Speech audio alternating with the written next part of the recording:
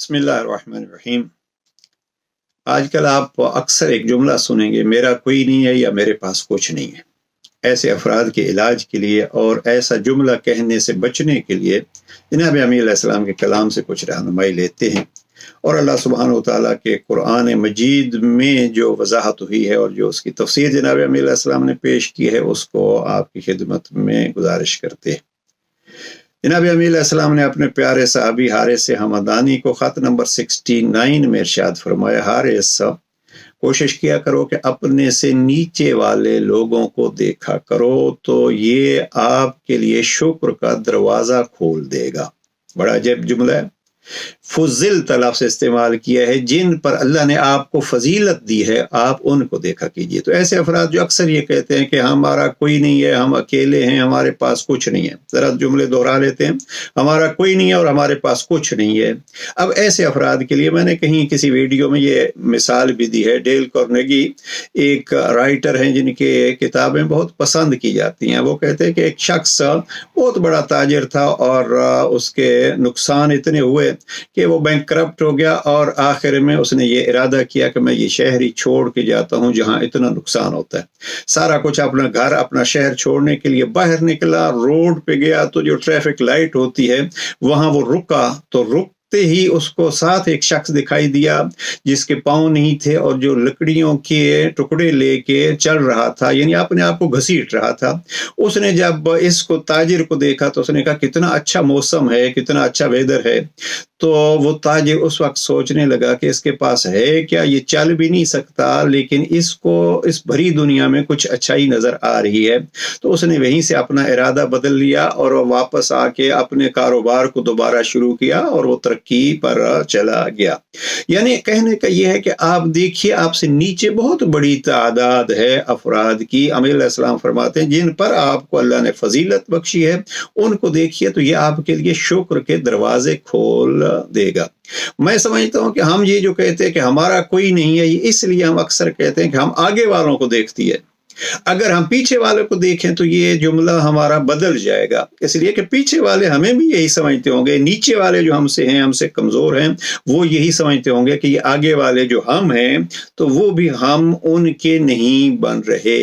لہذا خوبصورت حال جناب امیر علیہ السلام نے یہ بتلایا کہ آپ اپنے سے کمزور افراد کو دیکھیے۔ میں اس کو یہ کہتا ہوں کہ اگر کوئی یہ جملہ کہے کہ میرا کوئی نہیں ہے تو مقصد یہ ہے کہ میں کسی کو اپنا بنانے کے قابل نہیں ہوں، یہ میری کوتاہی ہے۔ اگر ہم سے بڑے جو کسی عہدے پہ ہیں، مالدار ہیں، وہ ہمارے نہیں بنتے تو کم از کم ہم ان کے تو بن جائیں جو ہم سے نیچے ہیں، جن کی ہم ضرورت ہیں۔ اس لیے کہ آج وہی آپ کو ہوتا ہے جس کو آپ کی ضرورت ہو، تو آپ ضرورت بن جائے جو آپ کی نیچے ہے۔ میں اکثر یہ جملہ کہتا رہتا ہوں، اس کے لیے مال بھی ضروری نہیں ہوتا۔ آپ کسی نابینا کا ہاتھ پکڑ کے اس کو راستہ کراس کرا دائیے، آپ اس کا ہاتھ پکڑ کے اس کو اس کی منزل تک پہنچا دیجئے، وہ آپ کا ہو جائے گا۔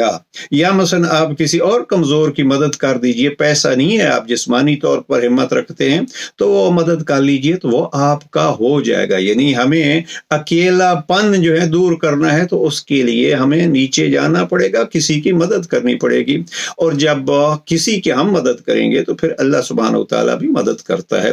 اس لیے کہ اس کریم نے بھی عجب انداز اپنایا، فرمایا ان تنصر اللہ ینصرکم، پہلے آپ اللہ کی مدد کریں پھر اللہ آپ کی مدد کرے گا۔ پروردگار پہلے تو مدد کر پھر ہم کریں گے، فرمایا نہیں، ان تنصر اللہ، اگر آپ اللہ کی مدد کرو گے تو اللہ تمہاری مدد کرے گا۔ اب اس جملے کی تفسیر میں ہم نہیں جاتے۔ بہرحال ایک کام یہ کہ ہم اپنے سے نیچے والوں کو اپنا بنائیں، اکیلے نہیں رہیں، بلکہ ہم کہیں کہ وہ آپ کے ہیں تاکہ وہ بھی کہہ سکے کہ یہ صاحب میرے ہیں، تو اب یوں ہی اکیلا پن ختم ہو جائے گا۔ دوسرا یہ ہے کہ قرآن مجید کو دیکھیے، کچھ اکیلے تھے اور ایسا زمانہ تھا کہ ان کا کوئی بھی اور نہیں تھا۔ ابراہیم خلیل اللہ کو دیکھیے، وہ اکیلے تھے اور پھر اکیلے ہی آگ میں جا رہے تھے۔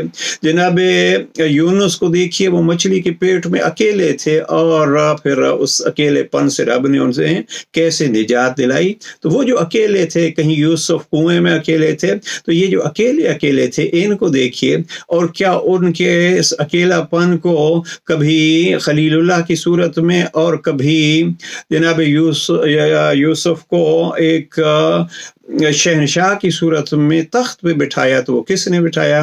جناب امیر علیہ السلام فرماتے ہیں وہ ہے یعلم اجیج الوحوش فی الفلوات، اس کا قرب اختیار کیجئے، اس کے قریب آ جائیے۔ امیر علیہ السلام فرماتے ہیں وہ اتنا کریم ہے کہ وہ تو صحراؤں میں چوپایوں کے نالوں کو سنتا ہے۔